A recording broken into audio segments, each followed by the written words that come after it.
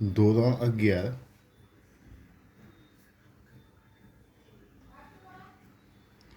Chapter number 15 વનસ્પતિ વૃદ્ધિ વિકાસ કે જેમાં આપણે 15.4માં વનસ્પતિ વૃદ્ધિ નિયામકો ભણી રહ્યા છીએ. વનસ્પતિ વૃદ્ધિ નિયામકો બે પ્રકારના હોય છે. એક વૃદ્ધિ પ્રેરક અને બે વૃદ્ધિ અવરોધક. વૃદ્ધિ પ્રેરકમાં ઓક્સિન, જિબ્રેલિન અને સાઇટોકાઇનિનનો સમાવેશ થાય છે, જેનો આપણે ગયા વિડીયો સુધી અભ્યાસ કર્યો કે જેમાં આપણે 3 હોર્મોન્સ ઓક્સિન, જિબ્રેલિન અને સાઇટોકાઇનિન ભણ્યા. હવે આપણે વૃદ્ધિ અવરોધક અંતઃસ્રાવો. તો વૃદ્ધિ અવરોધક અંતઃસ્રાવોની અંદર પહેલાં જોઈશું એબ્સિસિક એસિડ. એબ્સિસિક એસિડ કે જેને કહેવામાં આવે છે ABA. એબ્સિસિક એસિડ જેને કહેવામાં આવે છે ABA. અને આ જે છે એ વૃદ્ધિ અવરોધક અંતઃસ્રાવ છે. વૃદ્ધિ અવરોધક અંતઃસ્રાવ છે. કેવો છે? વૃદ્ધિ અવરોધક અંતઃસ્રાવ. તો આપણે જોઈશું સૌથી પહેલાં એબ્સિસિક એસિડ વિશે. તો સૌથી પહેલો મુદ્દો, ઈસવીસન 1960ના મધ્યમાં 1960ના મધ્યમાં 3 અલગ અલગ સંશોધકોએ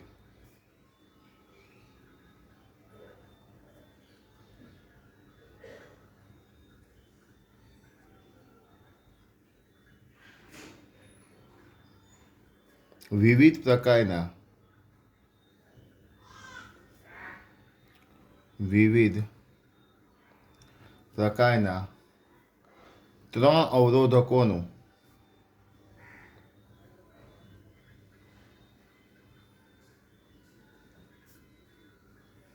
ત્રણ અવરોધકોનું શુદ્ધિકરણ તેમજ રાસાયણિક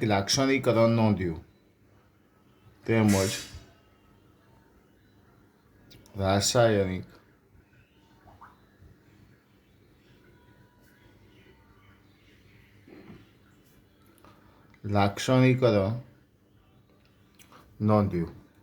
ઈસવીસન 1960ના મધ્યમાં 3 અલગ અલગ સંશોધકોએ વિવિધ પ્રકારના 3 અવરોધકોનું શુદ્ધિકરણ તેમજ રાસાયણિક લાક્ષણિકરણ નોંધ્યું.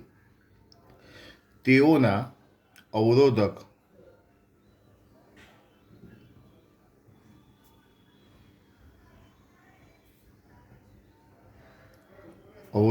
બી,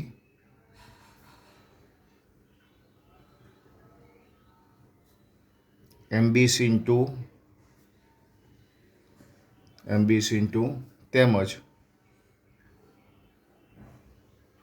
તેમજ ડોર્મિન નામ હતા.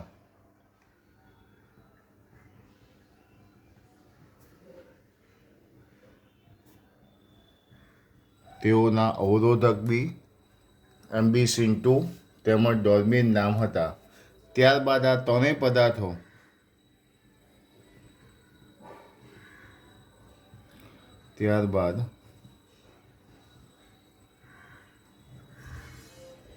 ત્રણેય પદાર્થો રાસાયણિક રીતે એક સરખા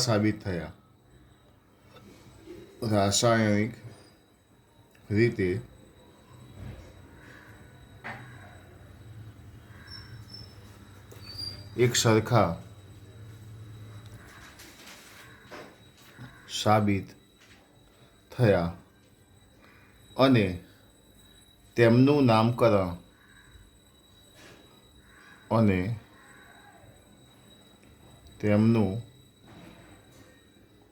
નામકરણ એબ્સિસિક એસિડના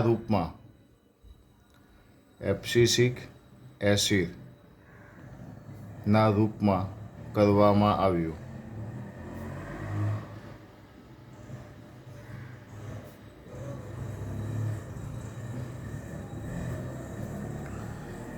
ઈસવીસન 1960ના મધ્યમાં 3 અલગ અલગ સંશોધકોએ વિવિધ પ્રકારના 3 અવરોધકોનું શુદ્ધિકરણ તેમજ રાસાયણિક લાક્ષણિકરણ નોંધ્યું. તેઓમાં અવરોધક બી, એમ્ફીસિન-2 તેમજ ડોર્મિન હતા. ત્યારબાદ આ ત્રણેય પદાર્થો રાસાયણિક રીતે એક સરખા સાબિત થયા અને તેમનું નામકરણ એબ્સિસિક એસિડના રૂપમાં કરવામાં આવ્યું. વાંચીએ બધા. પહેલો મુદ્દો.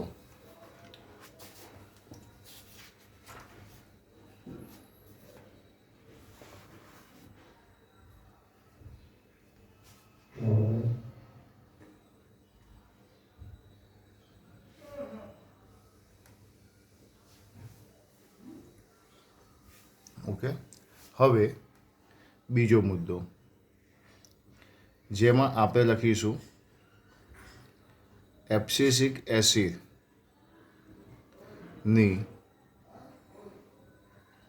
અસરો. એબ્સિસિક એસિડની અસરો. 1. તે વનસ્પતિ ચયાપચયને અવરોધે છે. તે વનસ્પતિ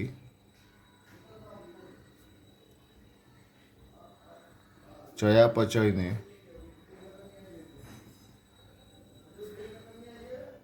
અવરોધે છે. નંબર 2. તે બીજના અંકુરણને અવરોધે છે. તે બીજના અંકુરણને અવરોધે છે.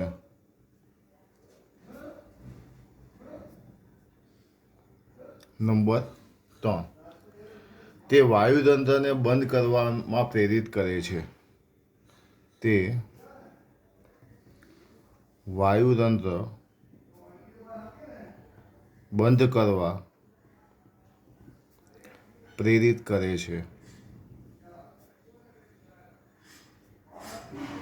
તે વાયુતંત્ર બંધ કરવા પ્રેરિત કરે છે. નંબર 4. તે વનસ્પતિઓને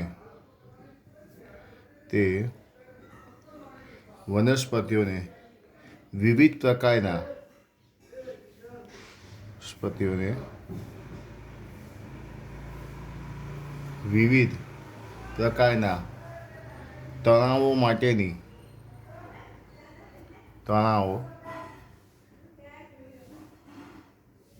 માટેની સહનશીલતામાં વધારો કરવાની ક્ષમતા બક્ષે છે.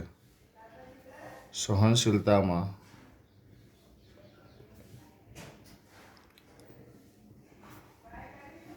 વધારો કરવાની ક્ષમતા બક્ષે છે. તે વનસ્પતિને વિવિધ પ્રકારના તણાવો માટેની સહનશીલતામાં વધારો કરવાની ક્ષમતા બક્ષે છે. આથી તેમને તણાવ અંતઃસ્ત્રાવ કહેવામાં આવે છે. આથી એબ્સિસિક એસિડને શું કહેવામાં આવે છે? આથી એબ્સિસિક એસિડને તણાવ અંતઃસ્ત્રાવ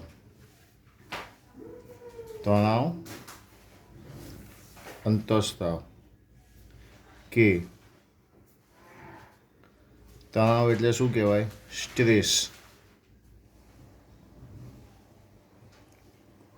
હોર્મોન. આથી એબ્સિસિક એસિડને તણાવ અંતઃસ્ત્રાવ કે સ્ટ્રેસ હોર્મોન કહેવાય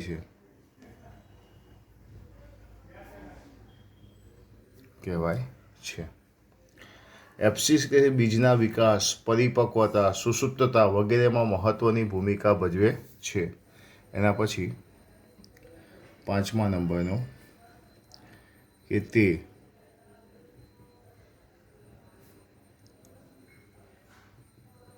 બીજના વિકાસ,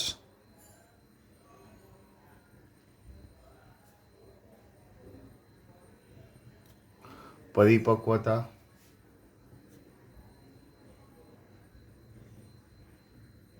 સુષુપ્તતા વગેરેમાં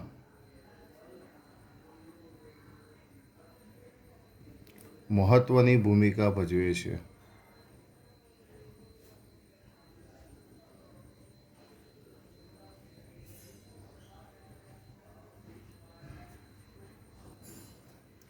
મહત્વની ભૂમિકા ભજવે તે બીજના વિકાસ, પરિપક્વતા, સુષુપ્તતા વગેરેમાં મહત્વની ભૂમિકા ભજવે છે.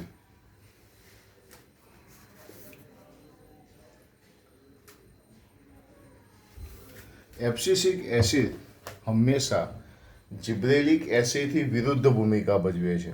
જિબ્રેલિક એસિડ જે હતી ભ્રૂણને સક્રિય કરે તો ભ્રૂણને સક્રિય થવા દે નહીં. એટલે હું એક ખાસ મુદ્દો લખીશ, છઠ્ઠો મુદ્દો. એબ્સિસિક એસિડ એ જિબ્રેલિક એસિડ માટે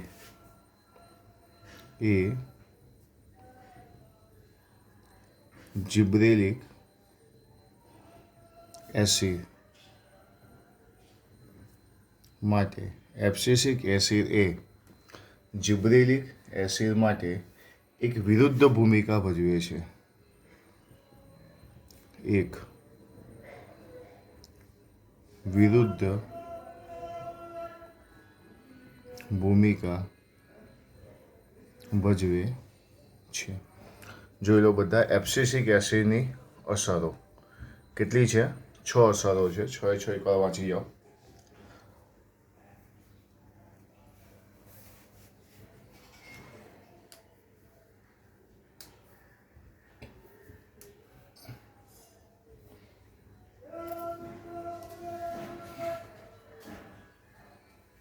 તે વનસ્પતિ ચયાપચયને અવરોધે છે. તે બીજના અંકુરણને અવરોધે છે. તે વાયુતંત્ર બંધ કરવા માટે પ્રેરિત કરે છે. તે વનસ્પતિને વિવિધ પ્રકારના તણાવ માટેની સહનશીલતામાં વધારો કરવાની ક્ષમતા બક્ષે છે. આથી એબ્સિસિક એસિડને તણાવ અંતઃસ્રાવ કહે છે. તે બીજના વિકાસ, પરિપક્વતા, સુષુપ્તતા વગેરેમાં મહત્વની ભૂમિકા ભજવે છે.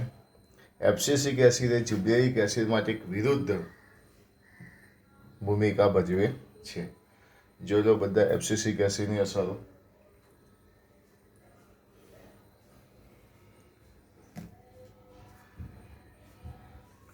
તો આ હતો આપણે જોવા જઈએ તો ચોથા નંબરનો અંતઃસ્રાવ સાયટોકાઇનિન પછીનું એબ્સિસિક એસિડ કે જે વૃદ્ધિ અવરોધક અંતઃસ્રાવ છે.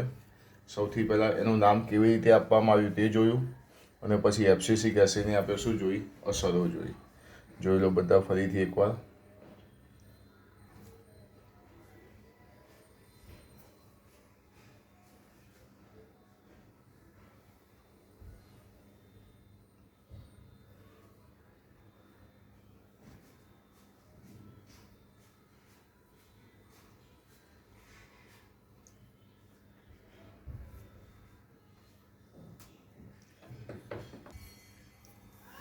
તો હવે એબ્સિસિક એસિડ પછી આપણે 5મા નંબરનો અંતઃસ્રાવ જોઈશું, જેનું નામ છે ઇથિલિન. જેનું નામ શું છે? ઇથિલિન. ઇથિલિન જે છે તે પણ વૃદ્ધિ અવરોધક અંતઃસ્રાવ છે. તે પણ વૃદ્ધિ અવરોધક અંતઃસ્રાવ છે. તો આપણે ભણીશું કોના વિશે? ઇથિલિન વિશે. તો પહેલાં લખીશ HS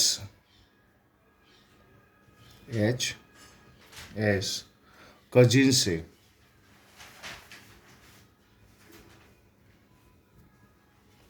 1910માં નોંધ્યું કે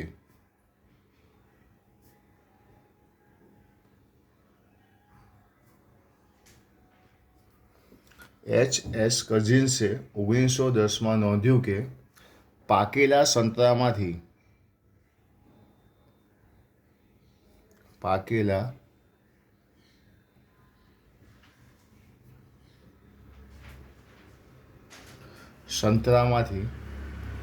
મુક્ત થતો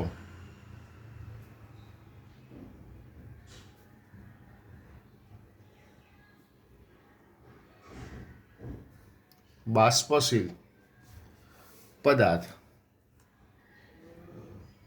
પાકેલા સંતરામાંથી મુક્ત થતો બાષ્પશીલ પદાર્થ તેની નજીકમાં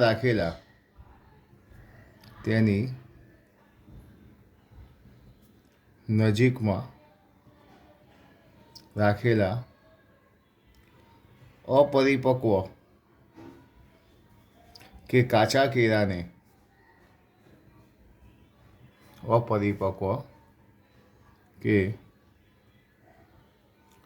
કાચા કેળાને ઝડપથી પકવી નાખે છે.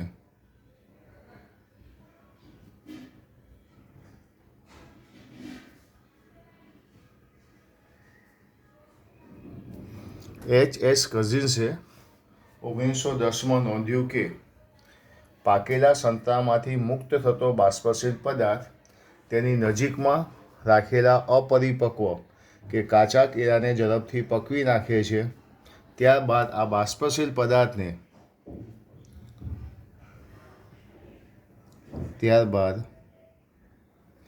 આ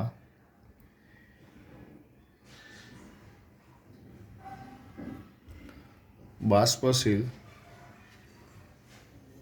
પદાર્થને ઇથિલિન તરીકે ઓળખવામાં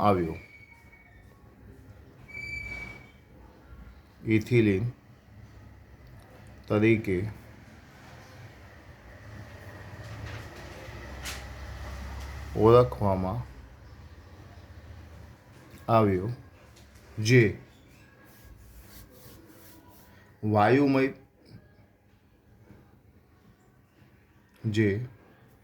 વાયુમય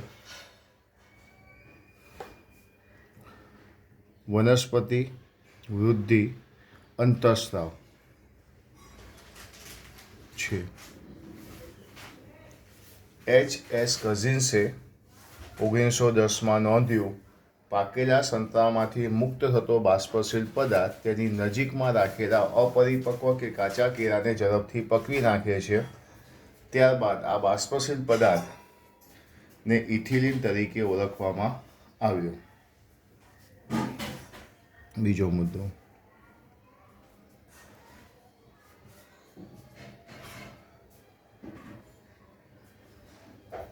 ઇથિલિન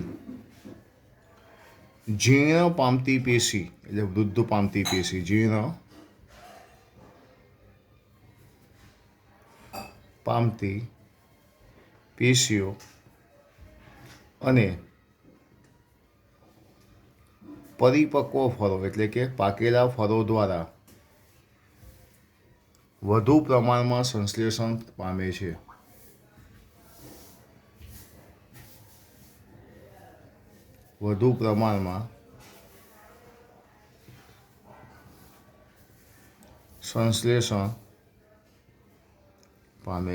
ઇથિલિન જીર્ણ પામતી પેશીઓ અને પાકેલા ફળો દ્વારા વધુ પ્રમાણમાં સંશ્લેષણ પામે છે.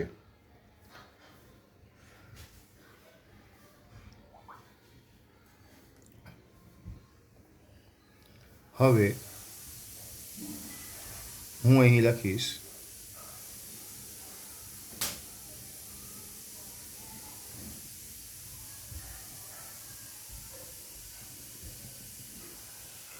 ઇથિલિનની અસરો.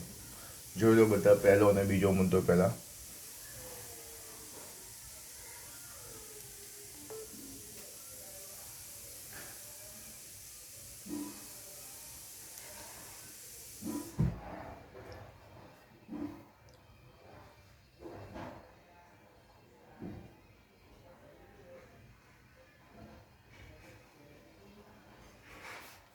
અસરોમાં નંબર પહેલી અસર કે તે વનસ્પતિ અક્ષોની જાડાઈમાં વધારો કરે છે.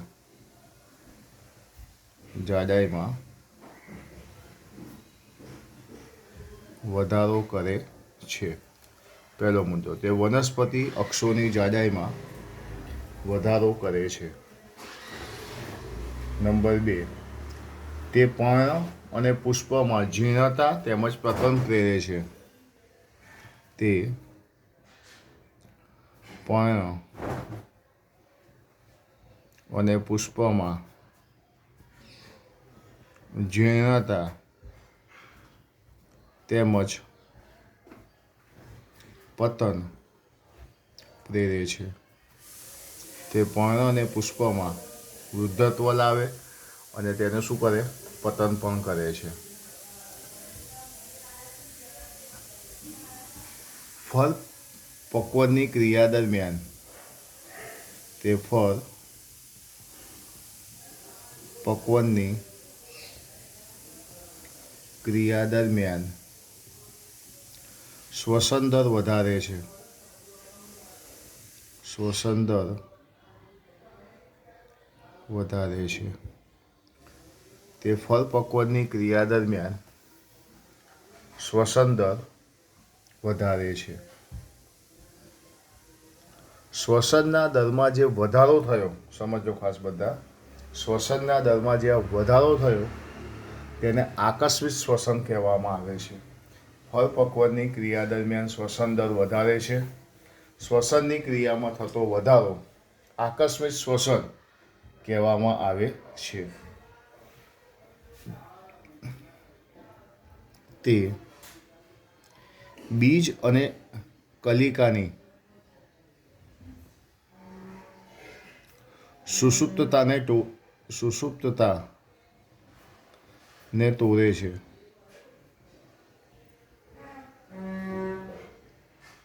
તે બીજ અને કલિકાની સુષુપ્તતાને શું કરે છે? તોડે છે. હવે કેટલાક મહત્વના મુદ્દાઓ જે તમે જોઈ શકો કે તે મકાઈના બીજમાં અંકુરણની શરૂઆત કરાવે છે. યાદ રાખજો, શોર્ટ ક્વેશ્ચન. મગફળીના બીજમાં અંકુરણની શરૂઆત કરાવે છે. બટાકાની અંદર જે ગ્રંથિલ છે એનું અંકુરણ કરે છે. ડાંગરના છોડમાં ગાંઠ, આંતરગાંઠ, પર્ણદંડની લંબાઈ પ્રેરે છે.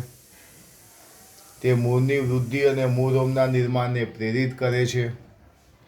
વનસ્પતિની શોષણ સપાટી વધારવામાં શું કરે છે? મદદ પણ કરે છે. તો આ બધા મુદ્દા જે છે એ શોર્ટ ક્વેશ્ચનમાં ક્યાંક ને ક્યાંક આવે. અને હવે તે અનાનસમાં, આ નીટમાં પૂછાયેલો છે, ઓક્ઝિનમાં પણ આવો શબ્દ અનાનસ આવેલો, પાઇનેપલ. તે અનાનસમાં પુષ્પસર્જન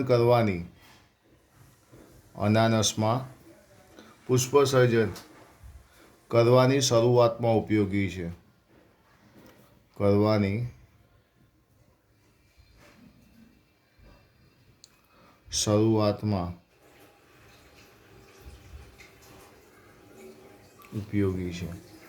તે અનાનસમાં પુષ્પસર્જન કરવાની શરૂઆતમાં ઉપયોગી છે. ફળને યોગ્ય સમય પરિપક્વતા તરફ લઈ જાય છે. આંબામાં પુષ્પસર્જનને પ્રેરિત કરે છે. ઇથિલિનની ઘણી દેહધાર્મિક પ્રક્રિયાઓનું નિયમન કરે છે. તે સૌથી વધારે ઉપયોગી અંતઃસ્ત્રાવ કહેવામાં આવે છે. પણ ઇથિલિનની અસરોની અંદર આપણે 5 અસરોને આપણે લખીશું. એના પછીનો મુદ્દો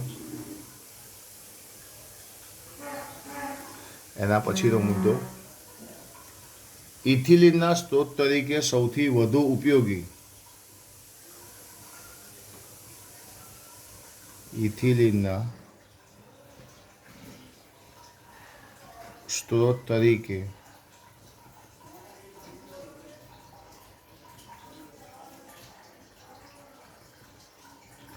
સૌથી વધુ ઉપયોગી સંયોજન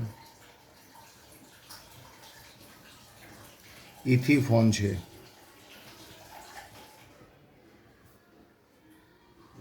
ઇથિલિનના સ્ત્રોત તરીકે સૌથી વધુ ઉપયોગી સંયોજન ઇથિફોન છે.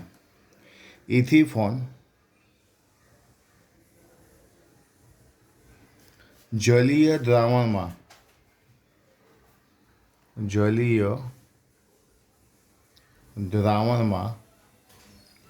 ત્વરિત એટલે કે ઝડપી રીતે શોષણ પામે છે.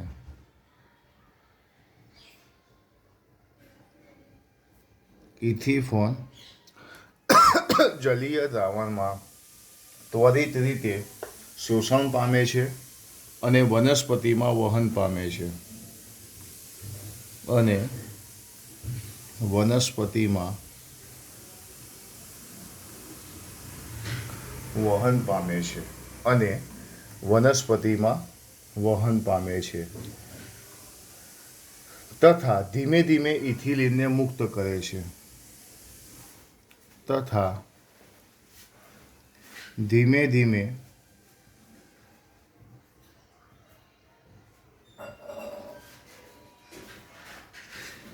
ઇથિલિનને મુક્ત કરે છે તથા ધીમે ધીમે ઇથિલિનને મુક્ત કરે છે.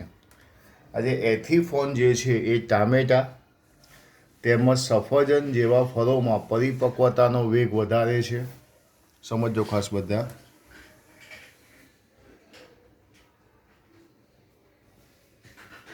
ઇથિફોન ટામેટા તેમજ સફરજન જેવા ફળોમાં પરિપક્વતાનો વેગ વધારે છે.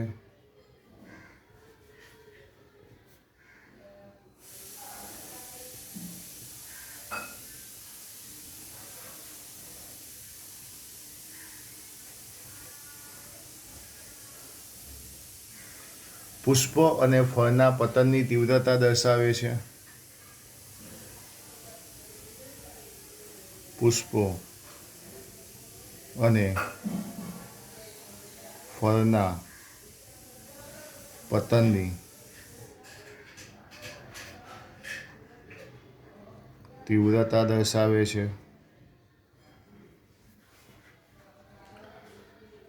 તે કાકરીમાં માદા પુષ્પોની સંખ્યામાં વધારો કરી તે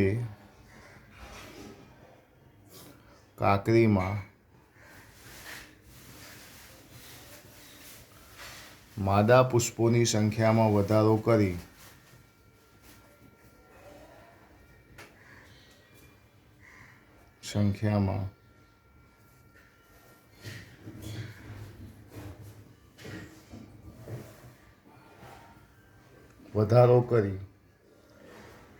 પાકની ઉત્પાદકતા વધારે છે.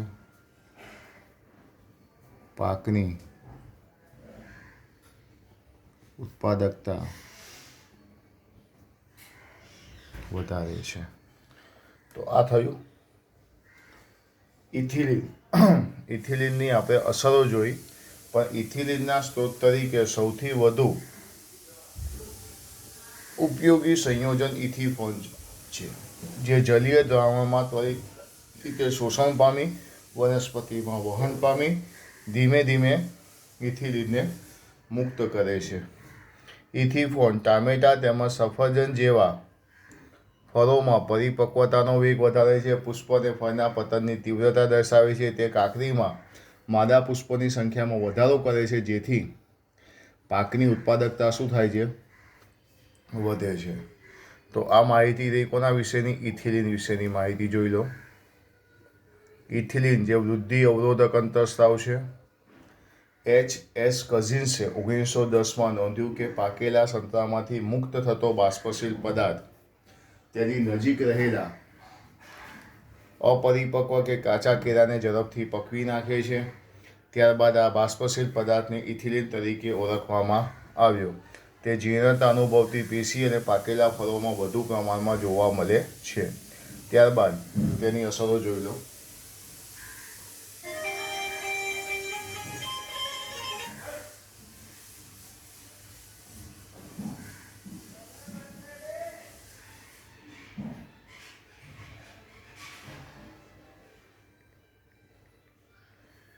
અસરો પછી ઇથિલિનના સ્ત્રોત તરીકે સૌથી વધુ ઉપયોગી સંયોજન કયું છે? ઇથિફોન છે.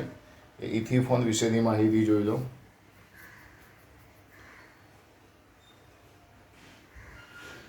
બરાબર. તો આ બધી જ માહિતી કોના વિશે હતી? ઇથિલિન. તો અહીંયા જે આપણે બે વૃદ્ધિ અવરોધક અંતઃસ્રાવો જોયા. સૌથી પહેલો જોયો એબ્સિસિક એસિડ અને બીજો જોયો ઇથિલિન, જે બધાએ ટેક્સ્ટ બુકમાંથી પણ એકવાર જોવાનો છે, વિડીયોમાંથી જોશો, અને જે તમને PDF આપીએ છીએ PDFમાંથી તમારે લખવાનું રહેશે એબ્સિસિક એસિડ અને ઇથિલિન. તો ચેપ્ટર નંબર 15ની અંદર 5 વસ્તુ ભણવાની હતી: ઓક્સિન, જિબરેલિન, સાયટોકાઇન, એબ્સિસિક એસિડ અને ઇથિલિન, જે 5 અંતઃસ્રાવો અહીં પૂરા થાય છે. જોઈ લો બધા એકવાર. અને આ બંને ટોપિક એબ્સિસિક એસિડ અને ઇથિલિન બંને ખાસ બધાએ ચોપડાની અંદર લખવાનું છે. તો અહીંયા સુધી રાખીએ. ઇથિલિન અને એબ્સિસિક એસિડ, આ સાથે 5 હોર્મોન્સ આપણા પૂરા થાય છે.